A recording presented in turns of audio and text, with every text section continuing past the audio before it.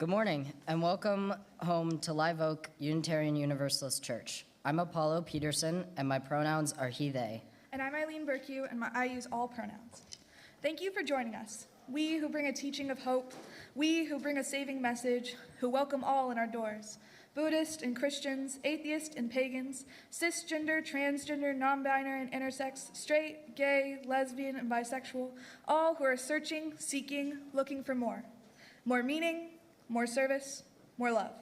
All of us gathered here together. I invite you to put your smartphones on the worship mode, which means it won't make any sounds, but you can still post on social media about things you hear today, to let those who can't be with us this morning share a little of our experience, maybe even an invitation to join you here next week. Please rise now, either in body or in spirit, and join us in singing hymn number 38, Morning Has Broken, and remain standing for our chalice lighting.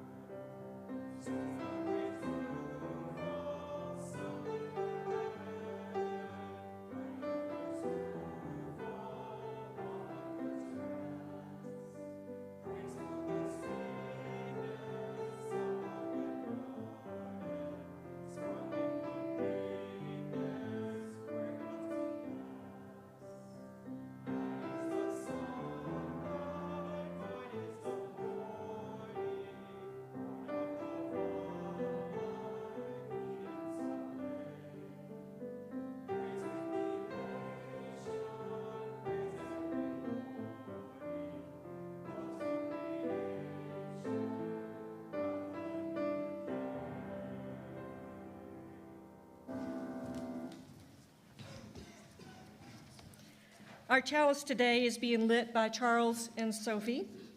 This is a congregation bound not by creed, but by covenant. May those in agreement affirm our church covenant now. We affirm a caring community of and for all ages, seeking wisdom, doing service, and living with integrity. In our diversity, our covenant holds us in unity as we celebrate our shared spiritual journey.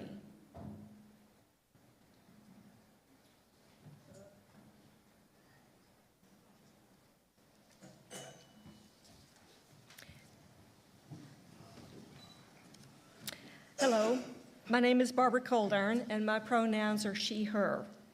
One thing I particularly love about this church is our drive toward beloved community in the way we communicate with each other and participate in social justice issues.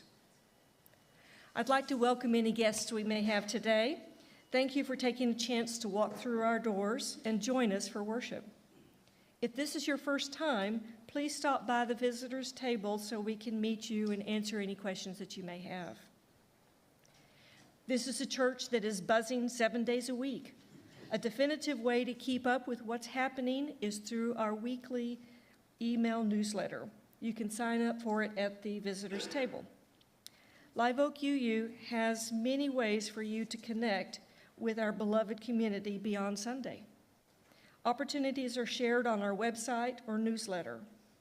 One event happening this week is the takedown of our Vitas Robatus installation later this morning.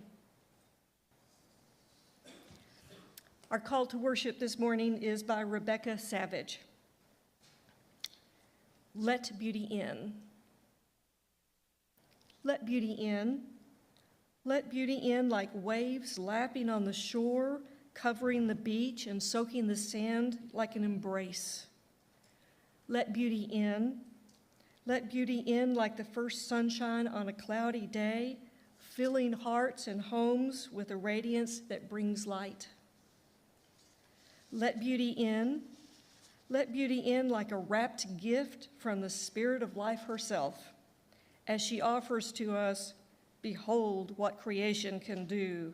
Behold, this is love made real that you can touch, taste, and smell all around you. May all that is pleasing and exquisite be nurtured here in our time of worship.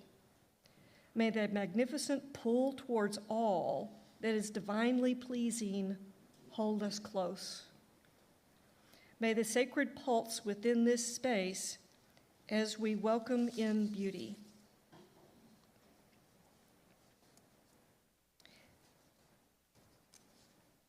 Each Sunday, when we gather as a congregation to bring our joys and sorrows with us into this room, when we ask for remembrance or celebration or prayer or thoughts, we make of this sanctuary a sacred circle.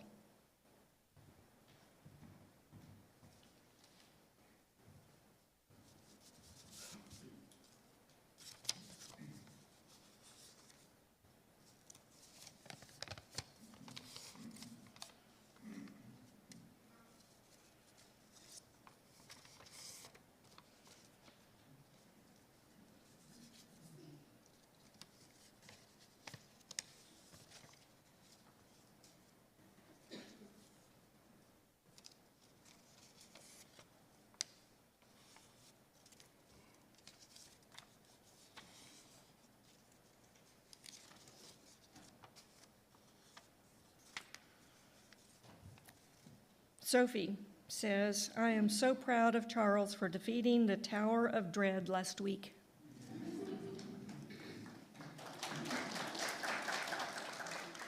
She also says, please send me good vibes for my first exam at ACC on Wednesday.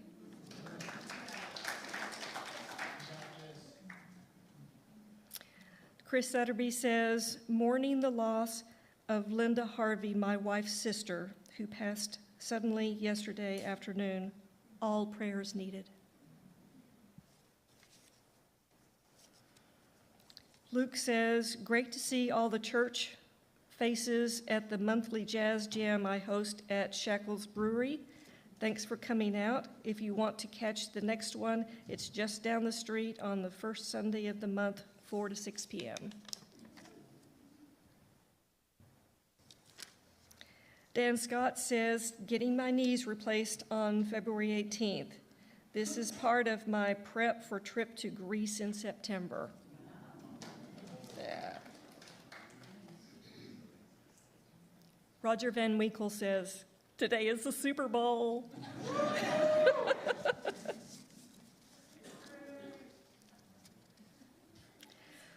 For all the joys and sorrows spoken and unspoken, we bear witness with our care and concern.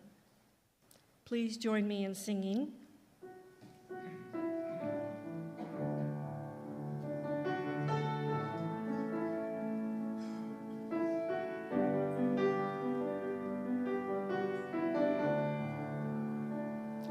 Make us aware we are a sanctuary.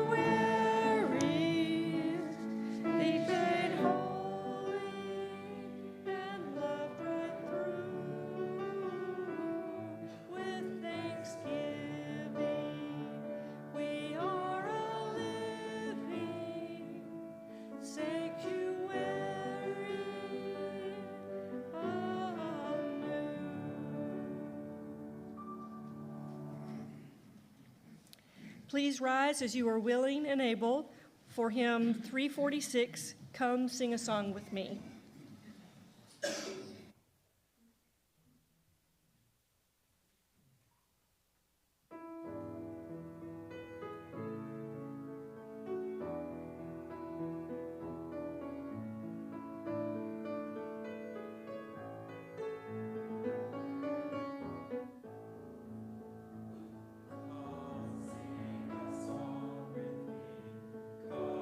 Sing a song with me.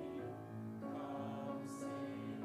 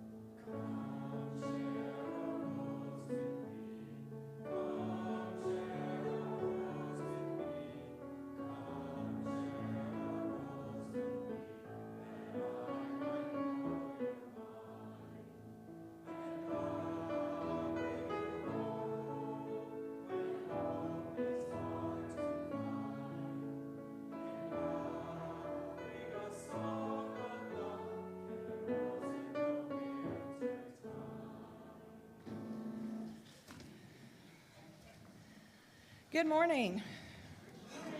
I am Chris Jarman, Director of Faith Development, she, her pronouns, and I have a story to share. But first, I need a helper. Just, Rosie, come on up. And then I have another helper, Roger. Awesome. Give him a hand. Yay.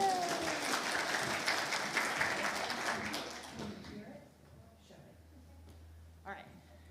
First, we're going to practice because you're part of the story today. I'm going to do it first, and then you're going to do it. Are you ready? Me, me, me, me, me, me. Moo. Let's do it again. One more time. Put them down. Ready? Moo.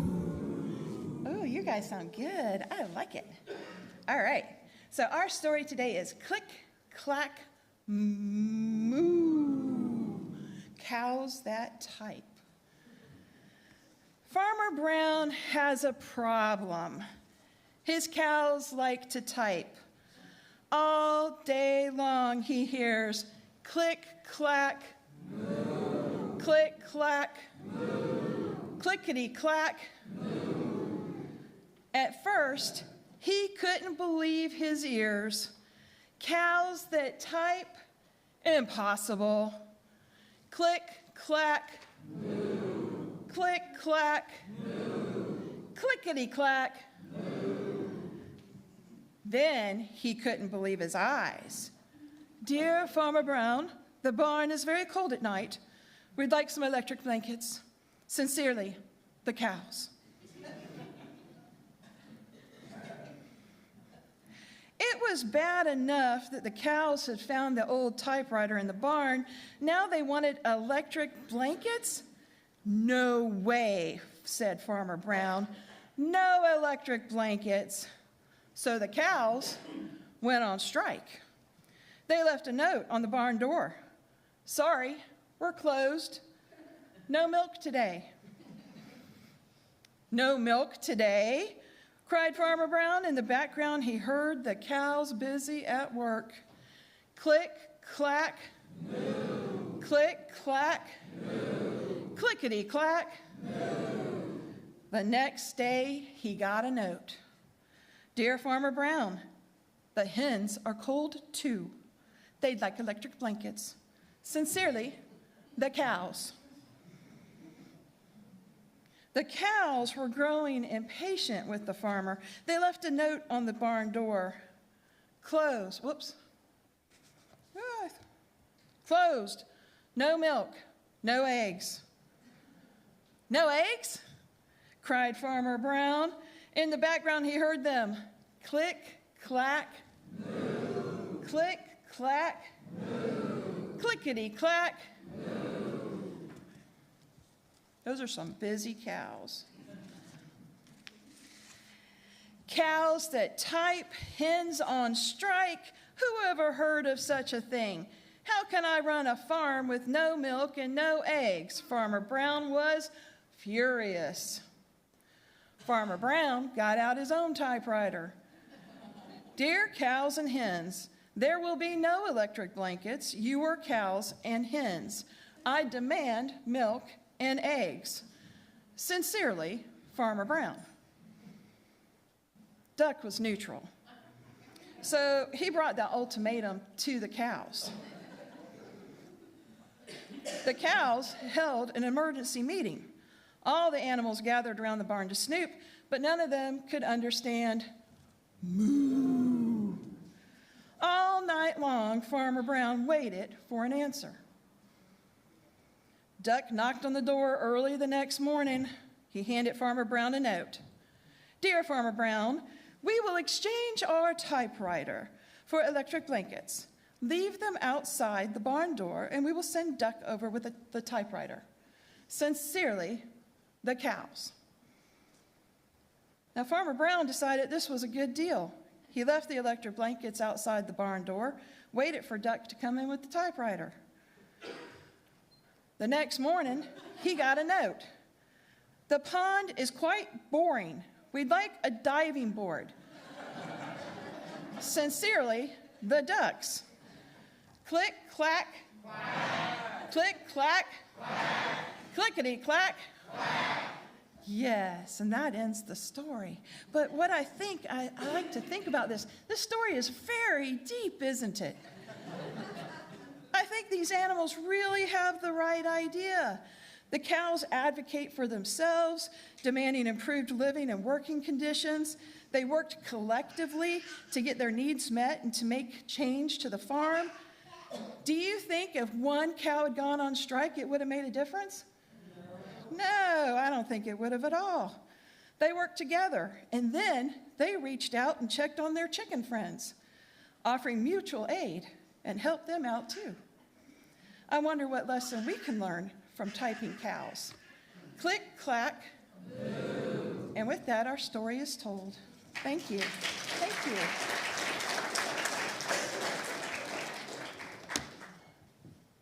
Thank you very much. You guys did awesome.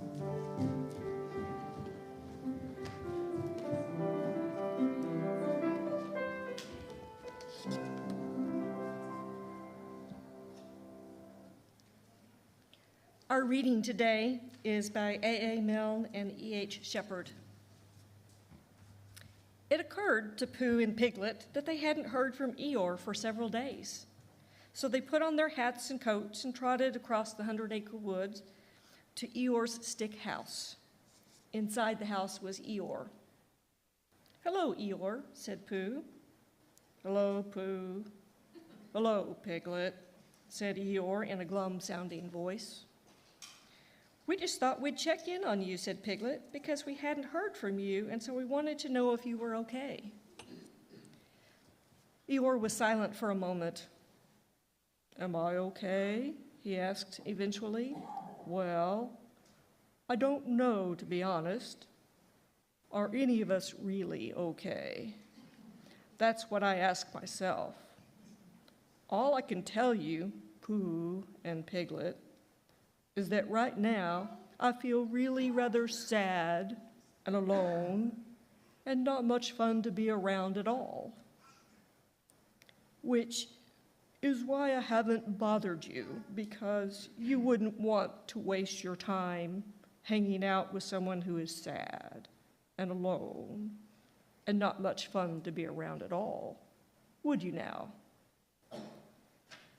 Pooh looked at Piglet. Piglet looked at Pooh, and they both sat down, one on either side of Eeyore in his stick house. Eeyore looked at them in surprise. "What are you doing?" "We're sitting here with you," said Pooh, "because we are your friends. And true friends don't care if someone is feeling sad or alone or not much fun to be around at all. True friends are there for you anyway. And so here we are." "Oh," said Eeyore. "Oh." And the three of them sat there in silence, and while Pooh and Piglet said nothing at all, almost imperceptibly, Eeyore started to feel a very tiny little bit better, because Pooh and Piglet were there. No more, no less.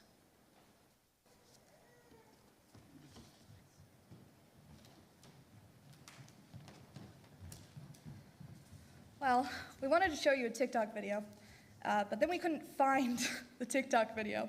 So instead, we're going to reenact it. Eileen, can I ask you a question? Sure. Do you care about your friends? Of course, all of them. And you do anything for them? Name it and I'm there. But if they had a problem, Talk to me. even if they are going through something really tough, Then they don't have to go through it alone. and if it hurt them too much to talk about? As much as it hurts, it'll only hurt more if you don't open up. Okay, good. But now this next part is really important. Lay it on me. What if you had a problem? Bottle it up. No, no. Push it all the way down. Don't be a burden. No, no, go back what you were just saying before. My family and friends have enough to deal with. No, no, Eileen, think back to what you were just saying about your friends. Conceal, don't feel. Don't let them know. Eileen, no. I think we've all been in this situation before. It's so much easier to be there for a friend than it is to ask for help. I'm sure we all struggle to treat ourselves with equity. Equity, as I'm sure many of you already know, is different than equality. The best example I've heard to explain the difference is that equality is giving everyone a pair of shoes, but equity is giving everyone the right size pair of shoes. We hope by the end of the sermon, you can find yourself the right size shoe.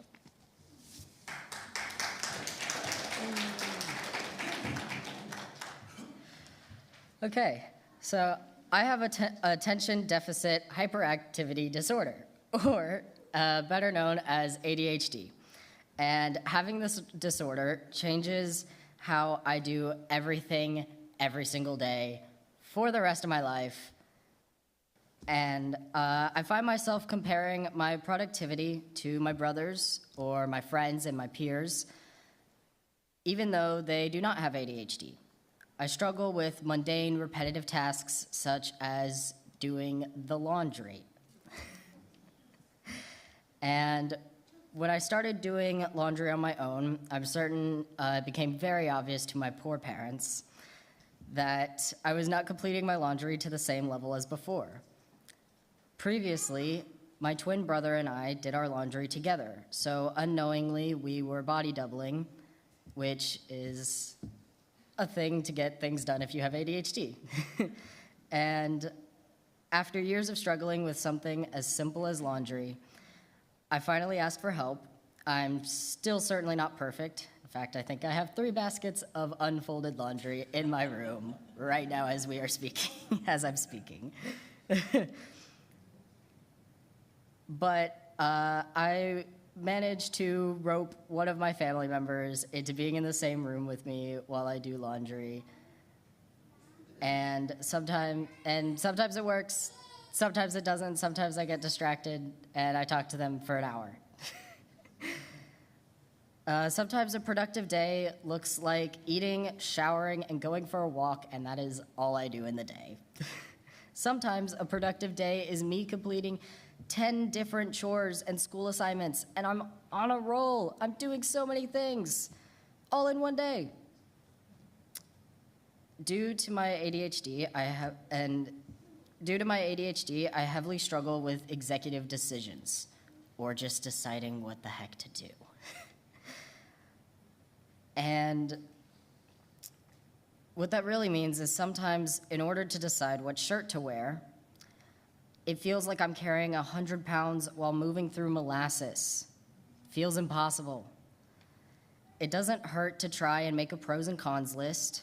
However, most of the time, this happens with very trivial decisions where it's hard to make a list to compare things because it feels so small. Why would you compare like 2 pounds to 20? It just doesn't make sense. Unfortunately, it's not socially acceptable to do nothing because I can't pick out shorts to wear. So what do I end up doing? Honestly, asking my friends. I've been told I have impeccable fashion. That's all thanks to my friends. I do not have impeccable fashion. And a very good UU friend of mine once helped me on a day where I was really struggling by having this conversation with me. She asked me, "What is our first principle?" And I was confused. So I asked, "What?" She repeated her question to me, "What is our first principle?" I replied, "Every person has inherent worth and dignity." And she said, "Are you a person?" And I said, "Well, duh, obviously I'm a person." Then she said, "Great, go treat yourself like a person with worth and dignity by taking care of yourself." And I dragged my feet. I was like, oh my gosh, fine.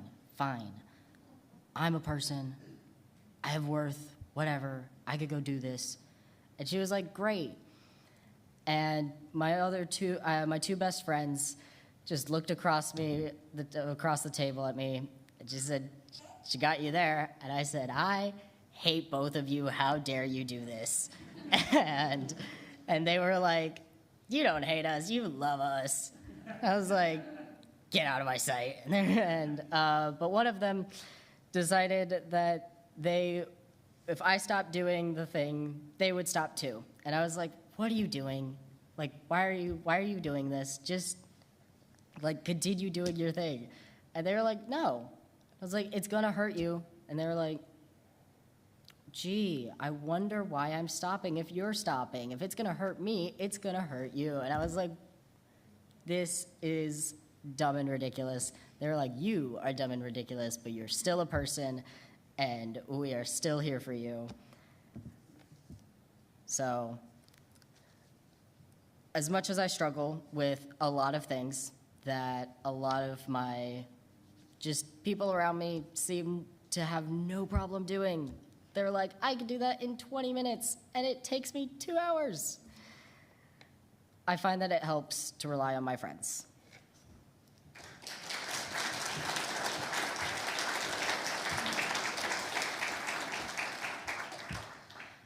Something most of you probably don't know about me, or you might not even know me, but I suffer from severe anxiety, which I'm actually experiencing right now, so bear with me. Around this time last year, it got really bad. I don't know why, but sometimes mental health is strange like that. Suddenly, I felt this irrational dread building in my gut, but I tried to ignore it. I pretended like nothing was wrong. I went to school like nothing was wrong. I pushed through the day, ignoring all of my fear running around in my head until I could get home and collapse in my bed. January and February are always incredibly busy months for me. A lot of my friends have birthdays, and I do too, so on top of school, which I was barely getting through, I was going to social event after social event after social event, draining my energy even more than I normally would. And I did it because I felt like I had to. I couldn't let my friends down, especially not over something as silly as anxiety, as long as you can. We'll do it together.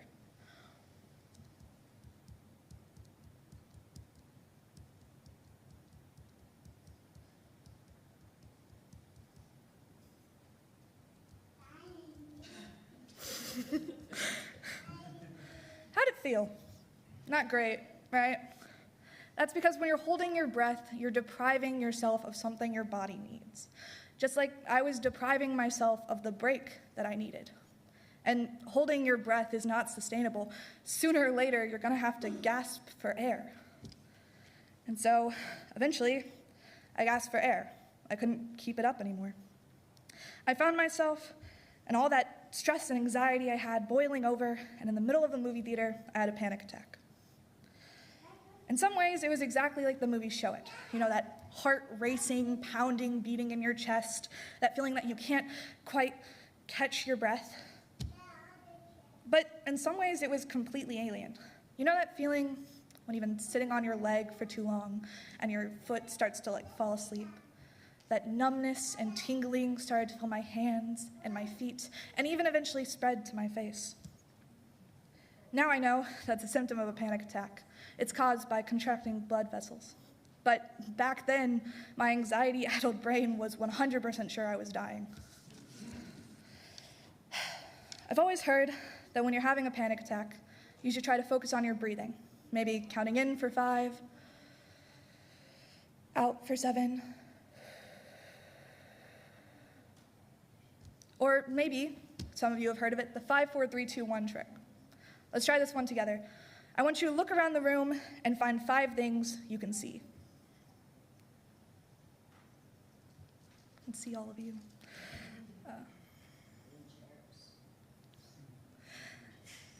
Now, 4 things you can hear.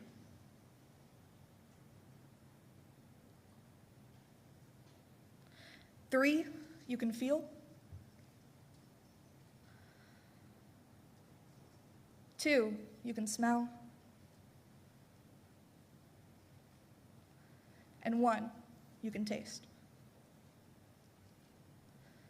Now, if you're willing, turn to someone near you and tell them, how'd that make you feel?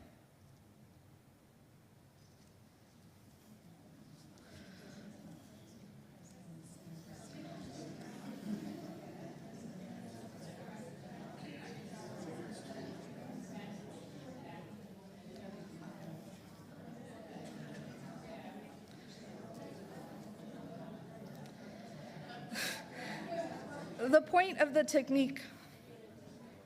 that technique we just did is to ground yourself in where you are. I hope that some of you felt more focused, more relaxed in doing so. What I don't think most people realize is that for these tricks to be effective in moments of high stress and anxiety, it takes a lot of practice. And for me, it didn't work for a while because I didn't have that practice. But while I was working on it, I found other ways to cope. I've searched up many different types of coping strategies to deal with anxiety and panic attacks, but many of them I felt didn't seem to help me. For example, that one we just did, the 5, 4, 3, 2, 1. It's all about focusing on how you're feeling, what's going on around you. But my anxiety is often triggered by specific sensations I'm feeling. And so I found that in those moments, I was just focusing more and more on the anxiety. But the point of that exercise isn't just to make you feel more grounded, it's to stop your spiraling thoughts. So even though I couldn't focus on what was happening around me, I could still stop the spiral. I saw advice on TikTok, because I'm a kid on TikTok all the time, that said, if you're having an anxious thought, you should pretend it's coming from someone else, because it's much easier to argue with someone else than yourself. So my brain might be telling me, don't eat that food you've had 1 billion times, it's gonna kill you. And I can go, oh, shut up, Karen. And suddenly, it doesn't have any power over me. Sorry if your name's Karen, by the way, I apologize. But I think my favorite strategy I found for coping with anxiety are these little things. If you're close to me, you've probably seen me take these out and have one in front of you. Since my anxiety is so focused on specific sensations, I found if I could create a new one, a comfortable one, it would help. These icebreakers have a nice bumpy bottom and a smooth top that I can focus on the difference in the feeling.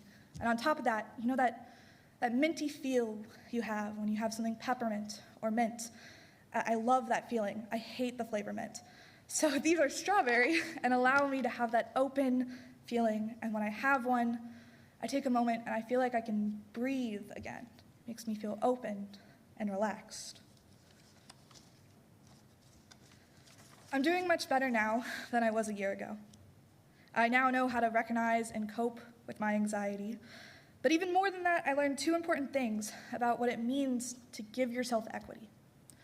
One, if I had taken a break back when my anxiety started to get bad, a break I would have told my friends to take 1,000 times over, it probably wouldn't have gotten to the point of a panic attack.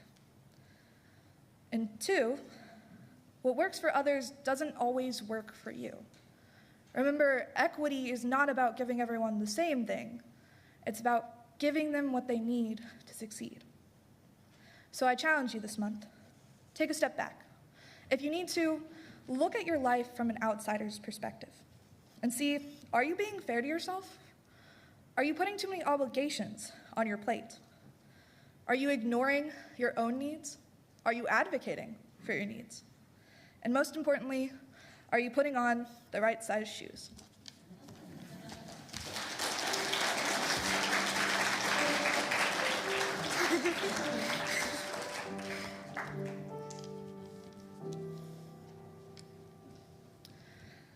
For today's meditation, I want us to try one more mindfulness technique.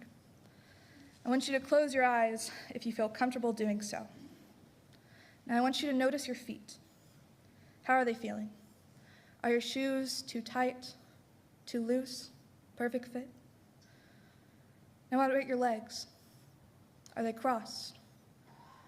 Are they comfortable? Are they restless? Now move up to your stomach. As you breathe in and out, can you feel your stomach rising and falling? How are your shoulders? Are they tight? If so, let them sink down and relax. What about your arms? Are you holding them up? If so, let them drop to your side. And as we move up to your head, try to notice not only the physical sensations you're feeling, but also what thoughts are popping into your head. Now please join me in a moment of reflection and words and silence.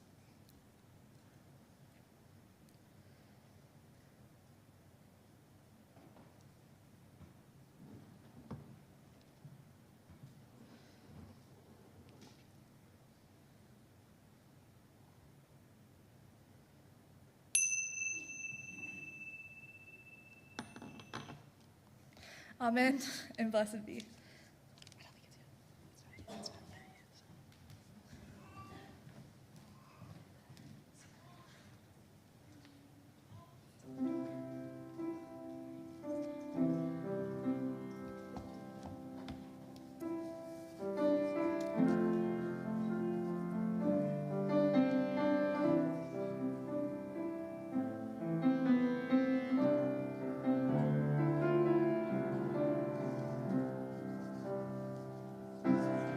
Bread of life, come unto me. Sing in my heart all the stirrings of compassion. Blow in the wind, rise in the sea, move in the hand, giving life the shape of justice. Roots hold me close, wings set me free. Spirit of life, come to me, come to me.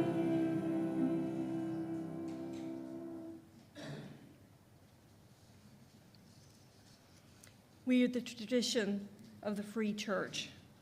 Our church and our community outreach are supported not from an outside source, but from within. We invite you to make a financial contribution to help sustain this church's vital work, knowing that every gift, large and small, is appreciated and carefully used in service to our mission. The QR code or text information for donations is available for you at the back seat pockets. If you would like to donate by credit card, Apple, or Google Play, someone from stewardship can assist you near the kitchen after the service.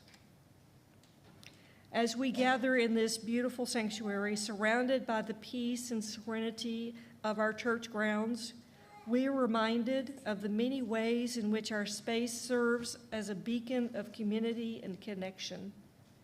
Our doors are open not only to our congregation, but to countless organizations in our wider community, offering a place of welcome, support, and belonging.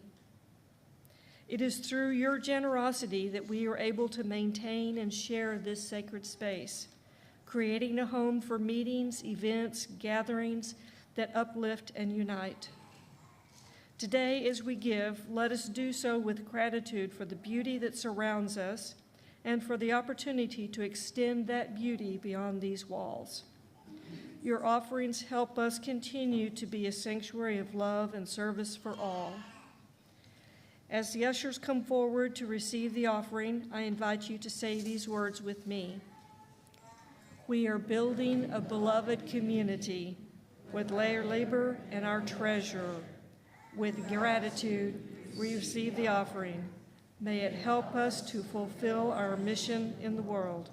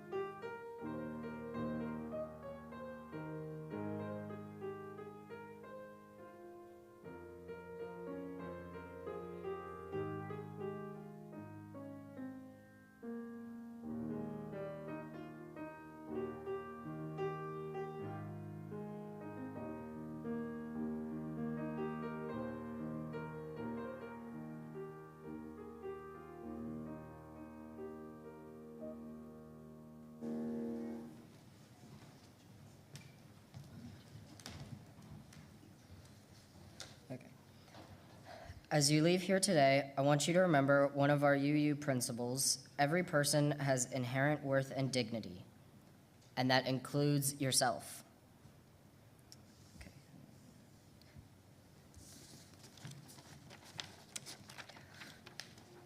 I only know part of it.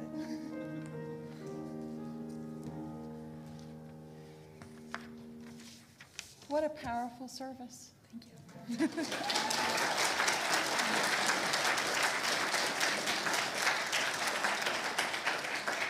I can't believe they're going off to college. First, I want to say, just so you know, Share the Plate this month is for fans, Williamson County Animal Shelter. The slide was not correct. I just wanted to make sure that you knew that. So because of this service and because of conversations I've had with Eileen and Apollo and our other youth, beginning next week, our youth 12 and up will be starting the UUA Peer Pastoral Care training for mental health. So 12 and up, if please plan to join us, we'll be posting the schedule after next Sunday so that you'll know when all our trainings are. So today we want to invite you to the Faith Development Hour, and Eileen's here because Eileen is going away. Eileen is graduating. Eileen is on the AV team. Eileen, do you have something you want to say? Yeah, so the AV team is losing someone who does like 3 out of the 4 services of a month. So we could really use some more people. So if you're at all interested, if you come today after the service in this room, we're going to be having a training on how to use the soundboard equipment and the live stream equipment. You don't have to. It's no obligation if you come to be on the team. I just think technology is fascinating, and it would be great if you came and learned, because also we need more people. Also a lot of fun, so you should just do it. Also a lot of fun. It is a lot of fun. Thank you. Think about that. You can add it to your resume. So today, after the service, we also have Exploring Membership from 11:15 to 12:30 in the library with our lovely Reverend Joanna and the membership team. We have Children's Choir is kicking off today in room 205 upstairs with Ghoul and myself. In lieu of adult classes today, we are inviting all of our adults and our youth to lend a hand taking down our Vetus Robitus Stolen Lives t-shirt display. And we need everyone to work collectively with equity to get this job done. The culmination of all the work will result in a giant display of 4,000 t-shirts that will be displayed on the Capitol grounds February 27th. It will be a powerful display that you have been part of. So we need to get them down so that they can get to the Capitol. If you prefer conversation, Betty Johnson is in the corner table and can follow conversation for you. Have conversation to deepen your exploration of the service today. And I think that's got it all. There's a lot today. So please find your place. Get connected in this warm and welcoming community as we work together to empower dreams, encourage growth, embrace joy. There's a place for you here. And we're meeting in room 105 for the choir. Okay, thank you.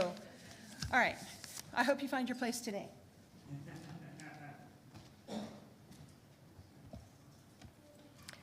I invite you now to rise for our closing hymn and remain standing for the extinguishing of our chalice. It's number 107, There's a River Flowing Through in My Soul.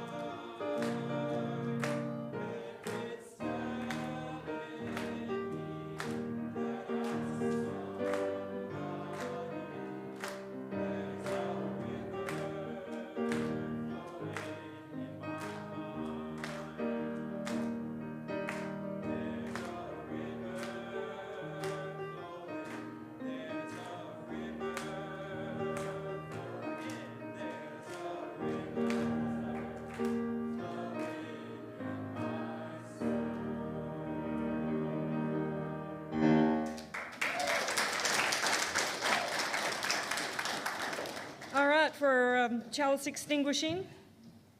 We get Sophie and Charles up there again.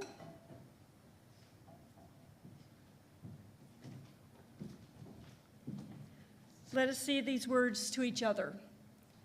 We extinguish the flame here that it might glow gently in our hearts. May it light your path as you leave this place. May it guide your way until we are together again. It has been a gift to be together today. Thank you for today's home team who provided hospitality and worship. Larice, Hella, Sophie, Catherine, Diane, Nancy, and Christina, and for CT on the soundboard and Nick doing live stream. Let's continue that hospitality by spending the next 5 minutes talking with someone we don't know yet. Members, be sure to introduce yourself to any first-time visitors we have. They're the ones with the handwritten name tags. And show them where the visitors' table and the coffee are. And may we all know the blessings of fellowship.